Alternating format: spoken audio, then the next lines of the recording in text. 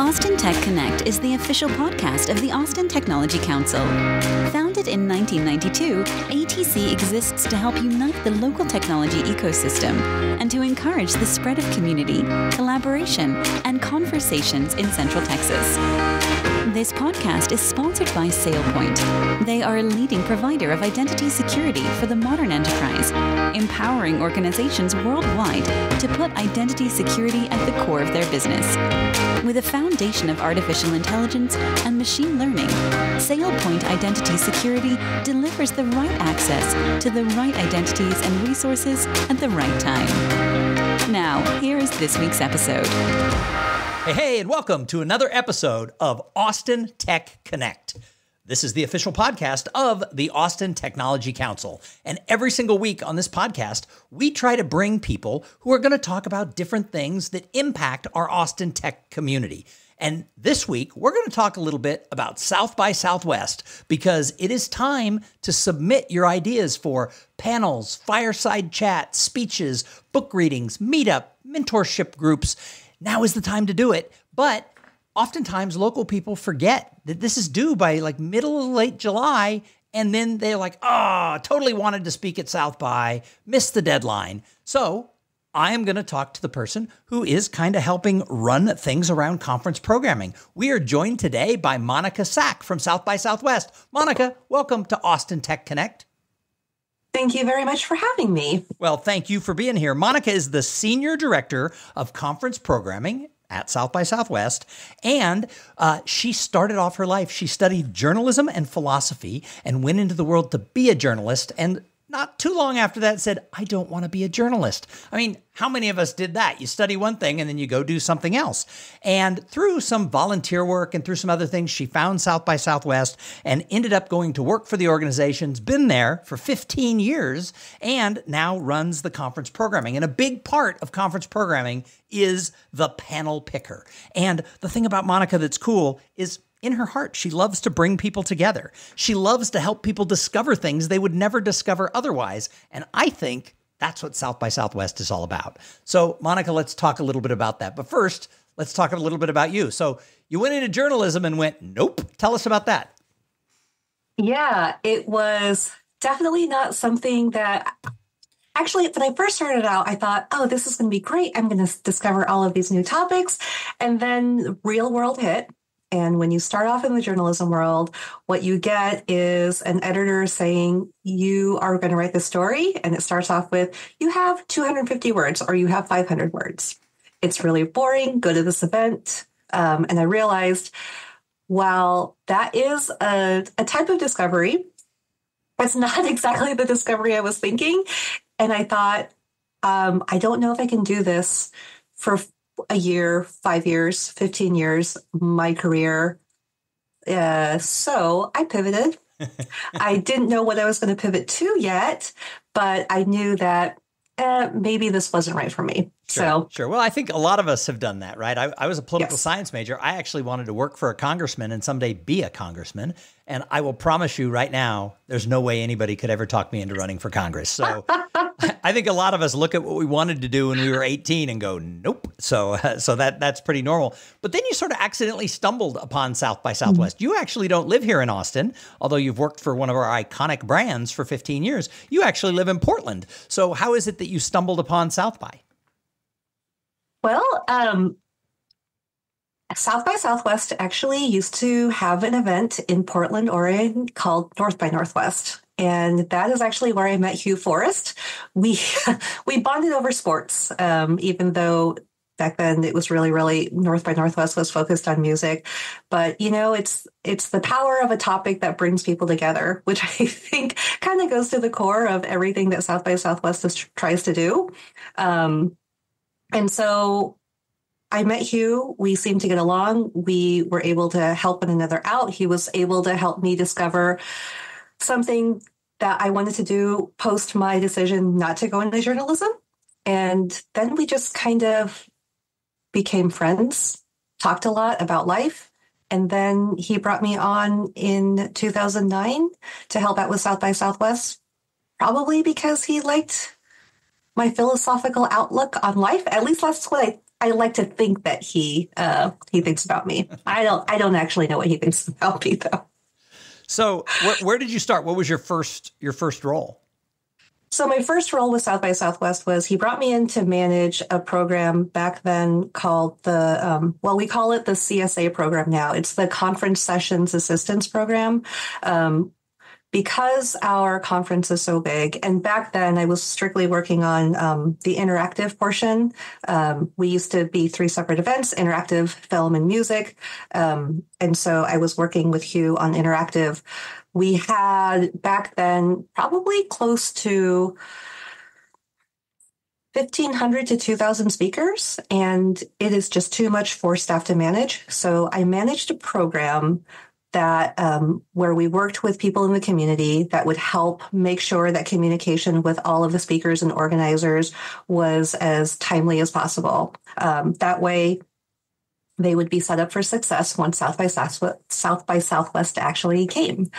It is a long process from acceptance in November or October until the March event. And we definitely just want to make sure everyone is prepared as possible. That way they have the best experience while at the event. Well, since 2005, I've had the honor to either present or host a panel or do some other different things with South by 10 different times. And I will say that the volunteers who are there to help make sure everything runs smoothly, because there are so many moving parts, they really do a great job. I'm often dumbfounded with the fact that the volunteers know what they're talking about. You show up in the green room, they know who you are, they know who's on your panel, they have your name, what do you call it? The name placard.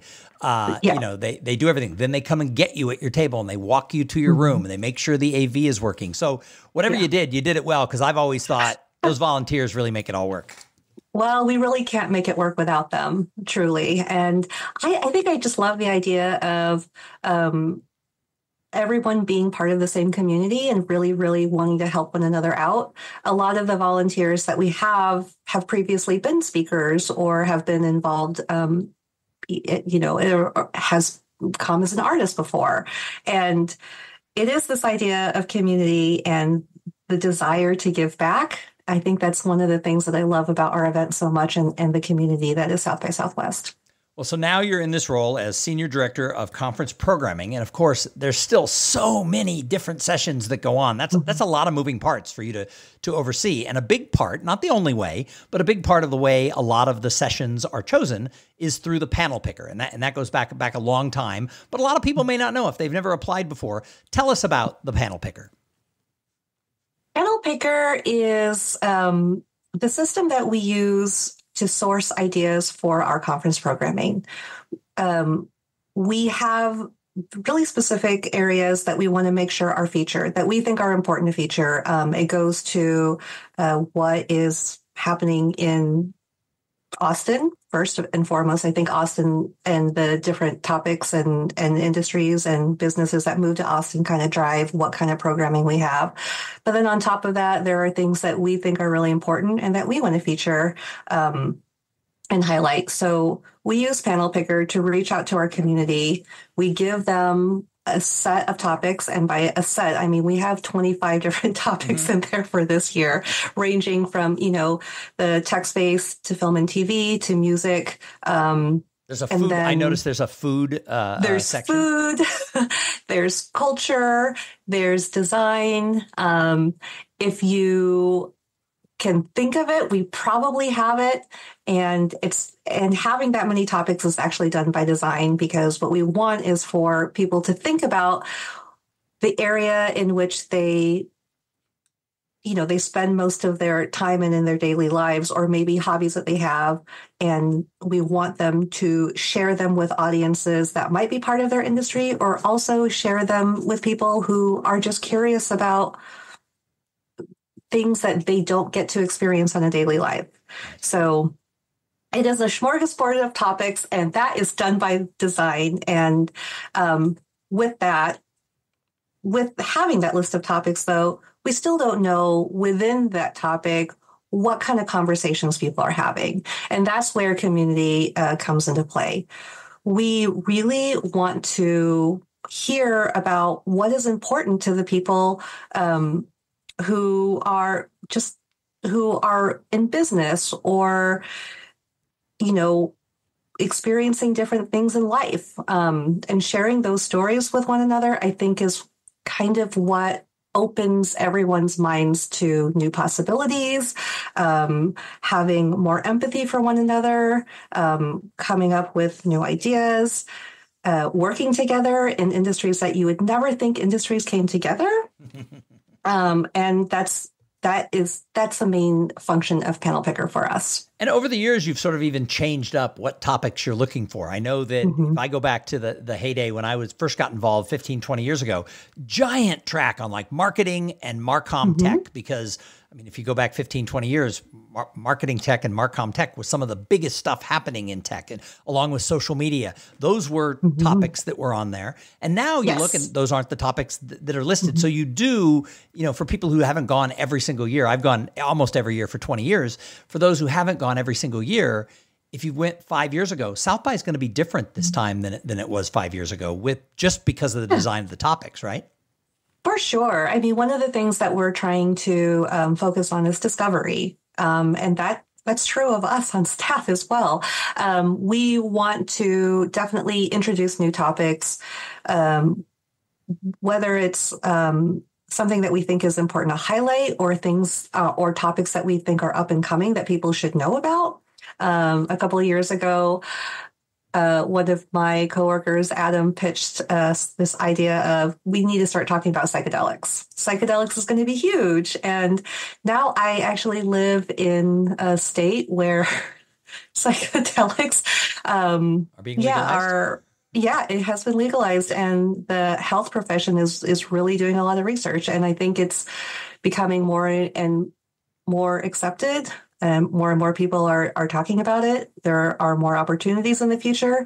And it's just like, okay, yeah. Well, and within the tech community, certainly in the Silicon Valley, but also in Austin, there's a lot of the executives and the creatives and the leaders who either do them regularly or have tried them, because this comes up at cocktail parties, and people you wouldn't think have tried psychedelics and people you think would never try psychedelics are trying to find out what's the safest, best way.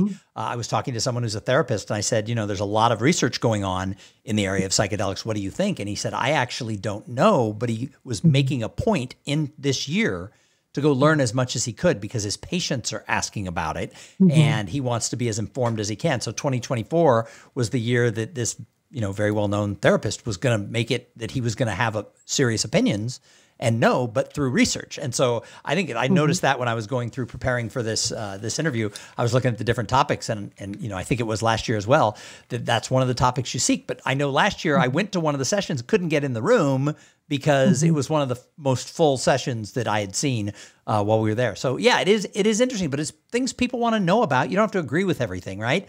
I mean, that's, kind of my thought is that, a conference like South by, we can have differing ideas and different things we want to discover, and we can go down those paths. So the panel picker isn't the only way you pick all the stuff. What's the percentage of the 2,000 or whatever it is sessions that come out of the panel picker? Do you know? The last couple of years, the percentage has been somewhere between right around 15% of our content has come from panel picker. Which doesn't seem like a very high percentage, but I think that goes more to the overall number of proposals that we receive. Last year, we received about 4,500 proposals. So, and 15% of 2,000 is still only going to be about 300, right? So it's 400. So yeah. So, but I do think that even though it's only 15%, it is a lot. And I would say when I look at the overall number of sessions that we have, about 80 to 85% of our content actually does come from panel picker. So it is huge being able to hear from our community what they think is really important, what type of things we should really be discussing at South by Southwest. So even if a specific panel isn't being picked, that topic may be elevated, and you're going out and finding the right people to be talking about that topic. So the panel picker is having a lot of influence, even more so than just the panels that are selected. Oh, yeah. I mean, I go through them and I think, I did not even think about that topic. It just never would have crossed my mind. I did not know that people were were talking about this, or that this was something that was up and coming or a concern. So I'm constantly learning things, which is actually kind of my favorite part of the job, oddly. Like, we as staff review all of the proposals that come in, and it feels like a daunting process at times, but I'm also like, I don't know. It, like, when I want people to come to South by Southwest, it's about discovery. My discovery starts with PanelPicker when I start going through all of the proposals. Well, and I'm going to tell my little secret. So I've proposed many years. I've been chosen many. I've not been chosen others, and that's okay. Mm-hmm. However, I go through the PanelPicker and I look at what the topics are that are being submitted, and then I read about them, because it's a great way to find out what is going on in the world. And then reading the comments that people leave on the PanelPicker if you have a topic that you're really interested in. So while the PanelPicker is open, it's actually sort of it's like its own little university of different ideas. So if you're listening and you're not going to submit, you still want to go to the PanelPicker as sort of a voter or a reviewer and look at all the things that are there as an option. So. For sure. That makes me really, really happy that you say that. I hope other people are doing that as well. I've been doing that for years. Absolutely. Like the last few, when it's open, I go through and I read as many ideas as I can, because it inspires me for things I'm doing with the Austin Technology Council. It inspires me with things I do with my speaking career. It just inspires me to have things to talk about when I go have a beer with a friend. So it's, so question back to you then. What is one of your favorite proposals that you've ever seen? Oh, wow. I don't know that I can pull that out right away. I should have prepped for that question, but I do think it's interesting. And it goes back to sort of the marketing tech days, right? I was in marketing 15 years ago, and reading what people were proposing and things like that, and what was finally chosen and stuff, was a great way to see sort of what the new tools were, right? So I can't speak to anything, but I know I was most excited in the days when there was a lot of marketing submissions, because that was what I was doing. One of my favorite things I ever presented, and there were only about 100 people in the audience. It wasn't a packed room. There was a bigger room. It wasn't packed, but I did a session on mentorship. And it was one of those 2 people fireside chats, but I broke the rules because there were 2 people I wanted. I wanted 3 people, and they would only let me have 2. So I gave my free day pass to the other person, and then gave him a microphone in the audience. So we had 3 anyway. But it was about the importance of mentorship. And the person, 2 people I had on the panel, officially and unofficially, were 2 people I'd been mentoring at the time for like 7 years in their careers. And we talked about why would you become a mentor? And how has a mentor helped you? And they talked about their work and their personal lives. And so that was kind of my favorite thing I think I ever did at South by was that session. Well, I'm really glad that you mentioned mentorship, just because I do love this idea of our community learning a lot, but there's also a big part of it that wants to give back. Yeah.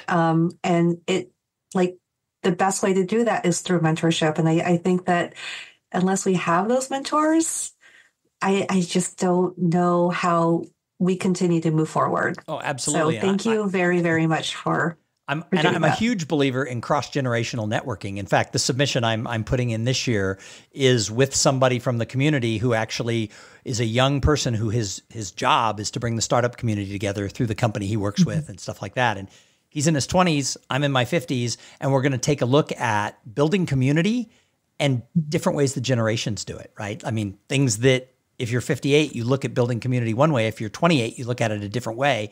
And neither is wrong. And both sides need to understand, it's not like, oh, well, they're old, they do it this way, they're wrong, or those young whippersnappers. And so we came up with a really good idea, being, cross-generational, to do a fireside chat on that. So. And then you could come up with like a completely different way of doing things. Right, exactly. Just like combining it all together. That's our goal. We want to make it interactive and stuff like that. So I haven't submitted yet, but I have until July 21st at midnight on the West Coast to get that in. So that is the deadline for the PanelPicker. So we've mentioned that 4,000 people are going to apply, and 15% are going to get chosen directly from the PanelPicker. So you had a couple of tips when I saw you speak the other day at sort of a kickoff breakfast for South by on ways that people can stand out in the PanelPicker. And so I want to go through these, and there's a couple I want you to elaborate on. So the first one you said was meet the deadline. I think that sums it up. But I'm sure that you have a lot of people who on January 23rd are going, oh, can I still submit? And the answer is no, right? Not January. I'm sorry. July 23rd. Well, I'm still pausing, not because of that. I'm pausing because I don't know if I wanted to say this on a podcast or not. But yes, you should really meet the deadline. Whatever she was thinking, forget that. Just meet the deadline was the point. Just meet the deadline. Absolutely. Yes. The second one, and this is where I want to go deeper, was about the format choice. You've got a lot of different formats of a panel, and a lot of people might think, oh, I want to do an individual speech or a 4-person panel, because those are the two things I think we probably think of the most. But you have a lot of formats, and you said choose the one that works best for you and your topic. So tell us about the formats. So as you mentioned, I think the most common formats are the panel formats that have up to 4 people having a discussion on stage. And then there is also the presentation format, which is also very self-explanatory. But aside from those two, we do have other formats because I think everyone kind of processes information differently. Topics themselves lend themselves to different styles of communication and engagement. So I would say think about the topic, think about what audience you want to reach and what you ultimately want to get out of that, because that will determine what makes the most sense. We also have a workshop format, which is much more hands-on. It's much more of an engaged learning experience for everyone in the room, because as you mentioned, you've done panels and fireside chats. Meetups. It is definitely people on a stage. You are talking to an audience. And workshops are much more, there are 2 people who are leading something on a specific topic, but they are much more hands-on. Everyone in the room is interacting with one another.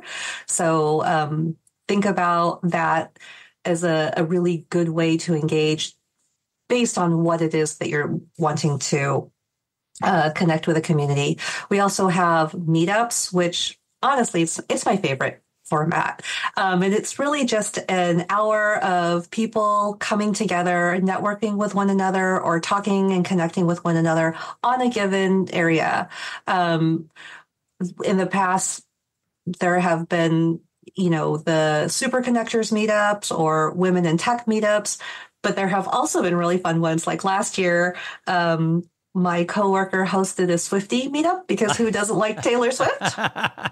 And so, it's a great way to bring people together that have common interests, because South by Southwest is really long. It's the conference portion goes from Friday to Friday, the 7th through the 14th. And while you're likely there for work or learning new things, you also can be there to connect with people who might have similar hobbies and interests to you that are not work related. South by Southwest is meant to kind of nurture your complete life, not just your professional life. Nice. Well, one of my favorite things I ever did was I hosted a meetup, and it was on how to maximize networking at a conference. And the room probably would have held 50, and we had 100 people. And I was just supposed to speak for 5 minutes to kick it off. And then people were just supposed to talk to each other. We ended up having people crammed in the door. I had to stand on a chair in the doorway so that the people in the hallway could hear. And they kept asking questions. We spent about 40 minutes of the hour talking about, what does an introvert do at a conference that's got 40,000 people? What do we do with this? And it was the most fun I've ever had. And I've given 1,200 speeches in my life, because people just were so hungry. It was the first day. They wanted to make sure they maximized the conference, and they were full of questions. And I kept saying, oh, you're supposed to go network. One more question. And I was literally standing in the door with a microphone. And I'm like, this isn't the way it's supposed to be. But the meetup format, if you get a lot of people, it can be a lot of fun. Yeah. And I do think on that one in particular, what you just said about like, this isn't the way it's supposed to be, but actually for the meetup format, it can be anything you want. It can be, some meetups are definitely a bunch of people mingling. There are some meetups where everyone is in a room sitting in a circle and just having a really deep conversation, a philosophical conversation. And then there are ones where there is an expert and everyone just wants access to the expert on like how to navigate a huge festival. So it can be a little bit of everything, and and you can Yeah, you can find it. I want to host a meditation meetup this year. Like, Nice. let's kick off our day with a solid hour of meditation, so we're all in a great place to move through the event. And as Senior Director of Conference Programming, I assume yours will be picked. So that's good. Good. So going through the rest of the tips that you had for people who are applying, though, the next one was consider all programming topics. And I don't want to spend too much time on this one, but the fact is obviously there's going to be a lot of AI topics this year. Yes. And, if there's a way you can take that topic and fit it into another category, then you'll stand out a little more rather than just being another person doing an AI one. If you were to pick something like, I can't think of one of the other topics. We talked about psychedelics. If there was a reason psychedelics and AI tied together, maybe you put it in that category and take that slant, because then your topic will be more of a standout. Is that right? Yeah. I mean, you're right. There is definitely going to be a lot of AI content, and we have an AI track in 2025. But I think, like, as using that as an example, you can either talk about AI or you can talk about AI in the sense of what kind of ways are you using AI from an applications perspective. So I think that, like, how is the health and med tech industry using AI would be a great example. And so think about the topic, and you might have like a huge, a general idea of what you want to talk about, but general, it's maybe not so great. Like, nail down what you're trying to get to at the heart of the matter. And then from that heart of the matter, think about what topic actually fits your idea. And then the next tip was depth and specificity, because a lot of people try to put too much into a panel. A panel is only going to be like 40 minutes long. And, so you don't want to have like 9 different topics. So pick one thing that you as a speaker or you as your panel can go deep in, right? You don't want to put the whole kitchen sink into your proposal. Yeah. I mean, most of our sessions are an hour long, except for the workshops. But if the idea of it being specific is more just like, this is an opportunity for you to actually talk about something in detail versus someone just going online and doing some research and Googling something and getting a general idea. So from that perspective, nail down something that that the audience will actually have takeaways from that go beyond just our event. Like, they're going to remember those details, and they're going to take it back to their own life, and hopefully apply it to something that they're doing. And that's a perfect segue to tip number 5, which was have a unique proposal. Not something that they can find everywhere else, not something that you're doing at every conference that you go to. It's kind of like TEDx. They don't want professional speakers to do what they get paid to do. If you're a professional speaker and you apply to do a TEDx, they want you to talk on a totally different topic. And, because people can see you do your keynote anywhere. And so I think you're kind of looking for, whatever people are coming up with, make it something that is maybe a first time you've really gone this deep on it, or just something that's not the same old, same old. So what makes a unique proposal? I think a unique proposal is just, there are a lot of things that make a unique proposal, but to me, a unique proposal is you can take a topic that people talk about every single day, but you are talking about it in a way that makes people pause and think, oh, I never really thought about it that way. Hugh is going to kill me. I was going to use I love sports, and I can talk about sports all day long. But if I were going to go unique, I would talk about my particular team that I love so much, the Portland Trail Blazers.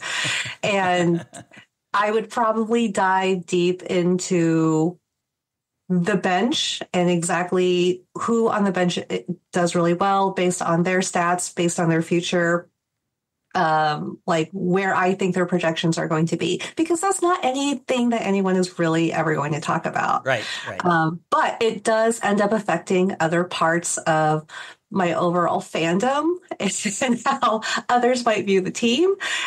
So from that perspective, I mean, we started off this conversation thinking like, okay, this is what I would talk about with you in a bar, Tom. Right. I would talk about my Blazers, and I would go really, really deep. And you would say, oh, I never really thought about that in that particular way. And I think that idea, like you want people in the room to go, oh, I never really thought about it from that particular perspective. Nice. That's what makes it unique. And I think that we all have our own unique experiences. And that's what people want to hear is your perspective on a specific idea. And that's what makes it interesting. Nice. And then the sixth tip was diversity matters. Tell us a little bit about if someone's putting together a panel or a fireside chat or whatever, what they should be paying attention to on diversity. Yeah. So I think this kind of bleeds into what I was just talking about. Our unique experiences is what shapes who we are. And I think being able to share those things is what makes South by Southwest great. We all come from very different backgrounds. And the more different backgrounds you have to share their thoughts and perspectives on a specific topic, like that actually makes the conversation so much stronger. And this is really, really focused on panels here.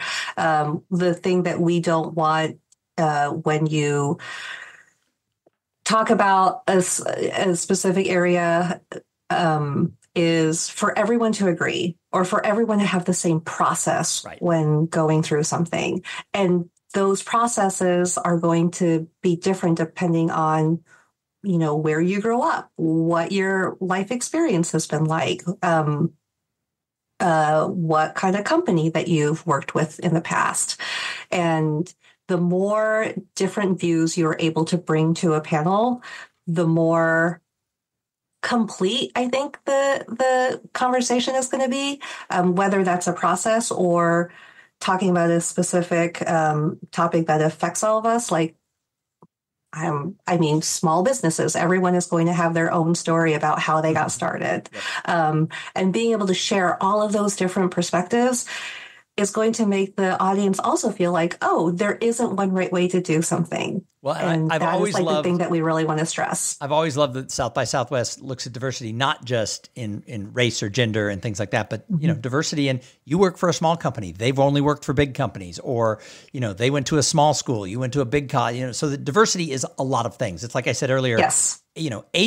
Age diversity in the panel that I'm putting in is like, you have a different perspective because he's 30 years younger than I am. So I love the way you guys look at that. So as we kind of get to wrapping this up, are we excited for 2025? Do we feel now the pandemic is fully behind us? I remember in 2020 being at a conference in mid-March and the announcement, or early March, and the announcement, I was in San Diego speaking at a conference and the announcement was made. And you were the first major event in the country. South by was going to cancel because of COVID. And it was like, oh, no, whatever. Yeah. And then, of course, within, a week, everything was canceled for the next 6 months. Right. And, we had that year, then we had the next year. And, everything's a rebuild in the meetings business. But, 2024 and 5, we're kind of back. So are you guys excited? I'm super excited. I think the last couple of years have kind of shown me that at the end of the day, we are, as humans, we really need to connect with one another. Like having those human connections are really, really important. And I love Zoom as much as the next person. Well, maybe not as much as the next person. But I also really love those face-to-face interactions where you can just, you get energy from someone. You also, when someone is in front of you and they're a real person, the way that you might feel about a specific, you might have felt anger about something, but being in front of each other humanizes all of us, which I think we probably need a little bit more of in this world right now. And I'm really, really excited to be able to bring people together at South by Southwest for 2025 and hope. And for people who haven't been paying attention, 25 is the last year things will kind of be the same for a few years as they've been, because in 2025, right after South by Southwest, Austin is closing the convention center, which has been the heart of South by for so many years. They're closing the convention center. They're bulldozing the convention center, and it's going to take 3 more years to build the country's most state-of-the-art convention center. And yes. So 26, 27, I guess even maybe 28, South by is going to look a little different, but you all are committed to Austin. So for people who haven't heard this, let's talk a little bit about what's in your minds moving forward after next year. We are committed to Austin. And yeah, it's going to be really weird, right? There's going to be a big empty spot in the middle of downtown Austin. It's kind of insane. I'm really excited to see what ends up getting built there, though, because you're right. It is going to be absolutely beautiful. But for those 3 years, we're, I'm really excited. I get an opportunity to reimagine what the conference portion of the event looks like. Even though at this point of our conference, we are in multiple hotels. So we already have kind of a hub system. It is still going to be different not having this major anchor point that everyone kind of goes to. I am excited for the possibilities of like, how do we connect people in different ways? How do we present our topics in different ways? How do we help people navigate the downtown area? And I mean, I definitely have ideas. I don't want to share them all right now because I want them to be a surprise. We got lots of years. We got 2 or 3 years where you get to get super creative. So I definitely have fun ideas spinning around in my head of ways to make people be able to find one another in unique and different ways. Nice. So well, it is going to be fun, but it's going to be different. And the Austin Technology Council is here to help however we can when we get to those crazy years where we're going to be without the convention center. But I'm kind of looking forward to like 2028 or 2029, whenever it opens, because I think Austin's going to have the best convention center anywhere ever built, probably in the world. So I've been privy to some of those discussions. You that only because I'm in Portland and I love our convention center. But you haven't seen ours yet. It's not built. Give us that. You're right. I might have like convention center envy when all of this is said and done. Well, I'm so excited about 25. The Austin Technology Council, we always offer discounts to our members to be able to get their badges. We're always a big supporter of everything you're doing. So we look forward over the course of the next 9 months to helping you. Last question. I ask everyone who comes on the show. I say my personal motto is community, collaboration, and conversations can solve all problems. When I say those words, community, collaboration, conversation, which one resonates the most with you and why? I think conversations would resonate the most with me because I think everything has to start with a conversation. And a lot can be discovered within a conversation, and that you never know where those conversations will actually lead. I mean, in a lot of ways, those 3 words that you just said, if you say them backwards, it's kind of the trajectory of them, right? It starts with a conversation, it potentially leads to collaboration, and then you get to build your community from there. No one has ever pointed that out before, and I've been saying that for 15 years, but I've done 78 shows where I've asked that question. So no one's ever asked that before. That's very insightful. That fits right in with your thing of helping people discover things they haven't seen before. You just helped me discover something about my motto. I'm probably going to say that the next time I speak. Is that now if you look at them backwards, I'm going to sound brilliant. So you are brilliant, Tom. So any final words to the Austin tech community about why they should be submitting to the panel picker and supporting South by Southwest 2025?